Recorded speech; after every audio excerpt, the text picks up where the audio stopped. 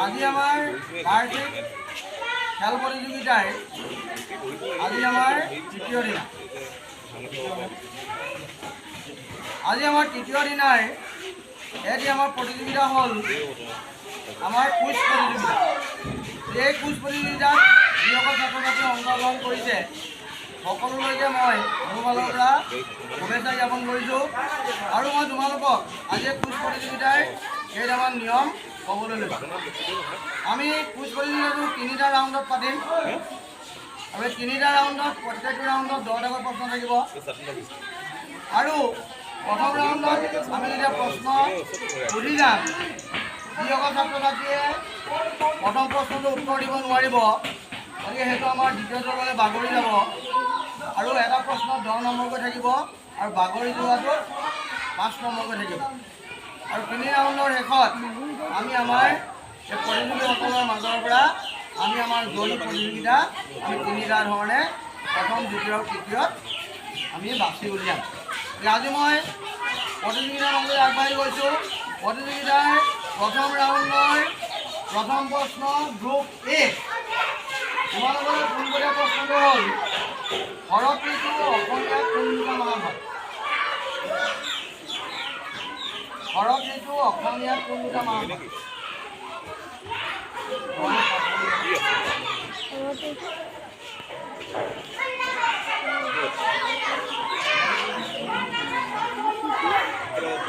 এতিয়া এইটো আমাৰ দ্বিতীয় লাইন একেটা প্ৰশ্ন হয়। শৰৎ ঋতু অসমীয়াত কোনটা মাহ হয়? শৰৎ ঋতু অসমীয়াত কোনটা মাহ হয়? জানুৱাৰী মাহত। এইটো একেটা প্ৰশ্ন। শৰৎ ঋতু অসমীয়াত কোনটা মাহ হয়?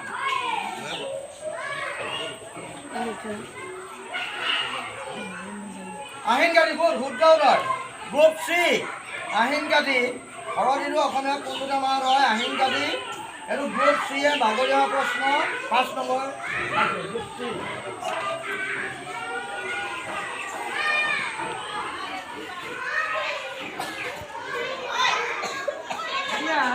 গ্ৰুপ বিলৈ পোনপটীয়া প্ৰশ্ন। গ্ৰুপ বিলৈ পোনপটীয়া প্ৰশ্ন। তুমি পঢ়া বিদ্যালয়খনৰ স্থাপিত চনটো কিমান?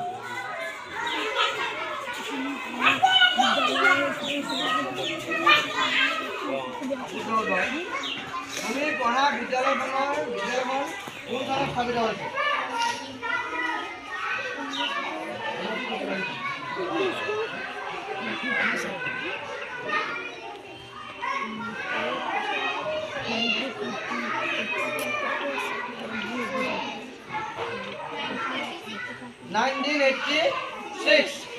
গ্ৰুপ ডি বাগৰিয়া বন 5 নম্বৰ।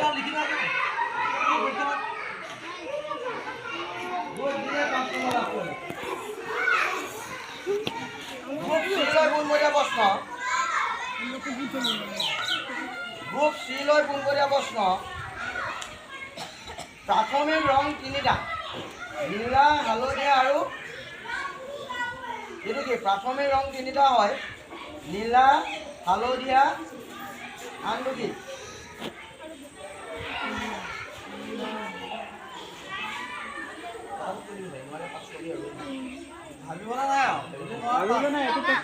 ৰঙা। গুড। গ্ৰুপ ডি বাগৰিয়া প্ৰশ্ন 5 নম্বৰ।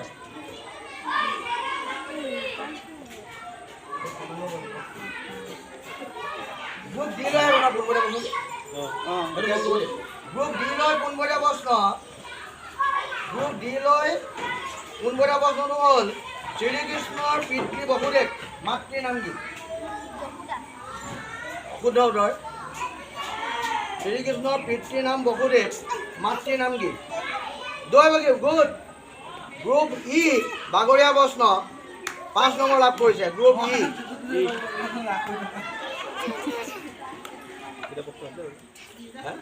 এতিয়া ইহঁতলৈ আহিব। ই গ্ৰুপলৈ পোনপটীয়া প্ৰশ্ন। ই গ্ৰুপলৈ পোনপটীয়া প্ৰশ্ন। ৰামায়ণ কোনে ৰচনা কৰিছিল? বাল্মীকি। গুড। শুদ্ধ উত্তৰ। ই গ্ৰুপ 10 নম্বৰ। গ্ৰুপ এফলৈ পোনপটীয়া প্ৰশ্ন। মানুহৰ শৰীৰত কিমানডাল হাড় আছে?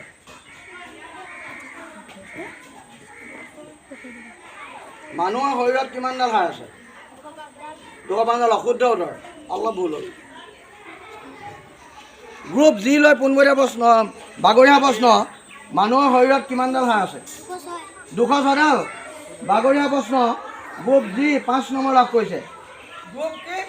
G 5 number. জি।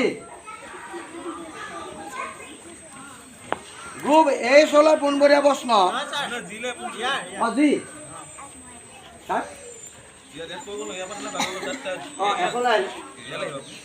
জি পোনপটীয়া প্ৰশ্ন হ'ব।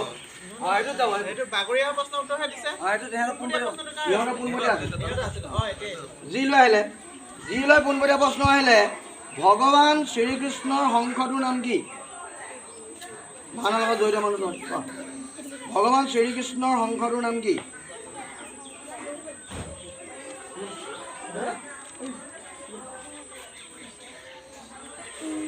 ভগৱান শ্ৰীকৃষ্ণৰ শংখটোৰ নাম কি?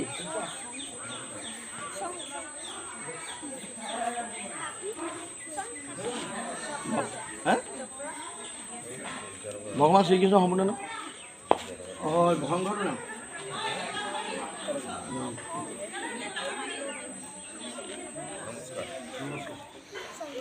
ভগৱান শ্ৰীকৃষ্ণৰ শংখটোৰ নাম কি?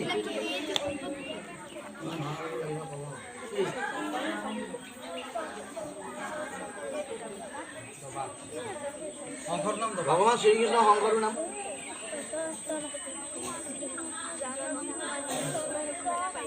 ভগৱান শ্ৰীকৃষ্ণৰ শংখটোৰ নাম?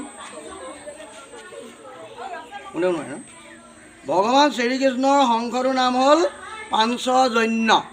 এইটো কোনেও শুদ্ধ উত্তৰ দিব নোৱাৰিলা, মই উত্তৰটো কৈ দিলোঁ। এতিয়া এতিয়া আহিলে গ্ৰুপ এইচ হ'লে পোনপটীয়া প্ৰশ্ন। এইচ হ'লে পোনপটীয়া প্ৰশ্ন আহিলে, শংকৰদেৱে ৰচনা কৰা প্ৰধান পুথিখন কি? শংকৰদেৱে ৰচনা কৰা প্ৰধান পুথিখন কি? শংকৰদেৱে ৰচনা কৰা প্ৰধান পুথিখন কি? শংকৰদেৱৰ কীৰ্তিস্তম্ভ বুলি কয়।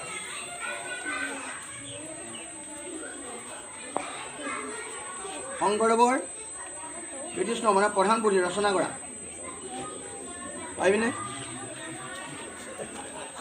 সেইখন বাৰু শংকৰদেৱৰ যিখন আমি কীৰ্তিস্তম্ভ বুলি কওঁ, শংকৰদেৱে ৰচনা কৰা প্ৰধান পুথি।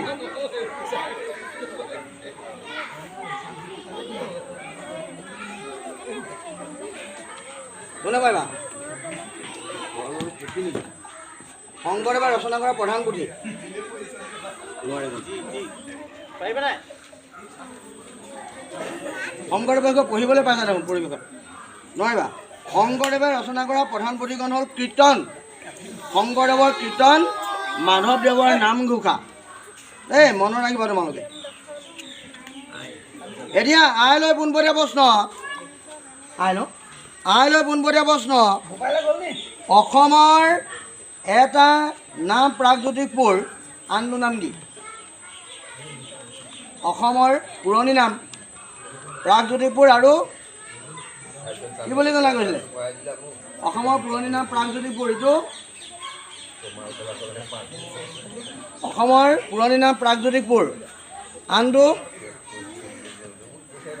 কোনে পাৰিবা? কোন গ্ৰুপ? কামৰূপ। গ'ল শুদ্ধ উত্তৰ ডি। বাগৰীয়া প্ৰশ্ন 5 নম্বৰ।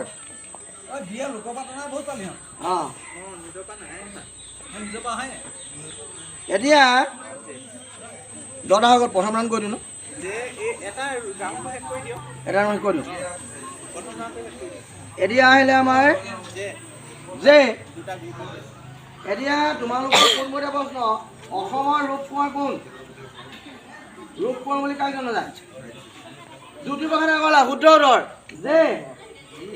পোনপটীয়া প্ৰশ্ন 10 নম্বৰ। 10 নম্বৰ পোনপটীয়া প্ৰশ্ন।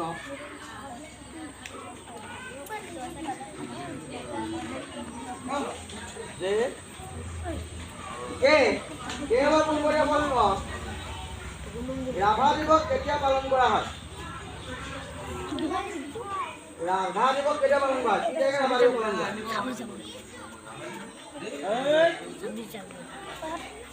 কৰা হয়? কি কৰা যাব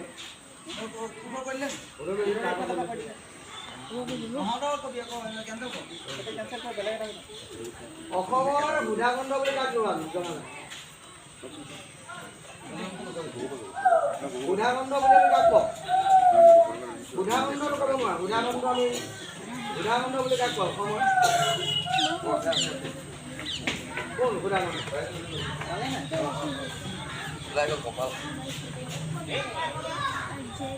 বুধাখণ্ড বুলি কাক কয় বুধাখণ্ড ডক্টৰ মনোৰঞ্জন কাপুৰ সূত্ৰধৰ গ্ৰুপ বি বাগৰীয়া প্ৰশ্ন 5 বি এতিয়া আমাৰ প্ৰথম ৰাউণ্ডৰ শেষত মই নম্বৰ ক'বলৈ কাৰণে অনুৰোধ কৰিম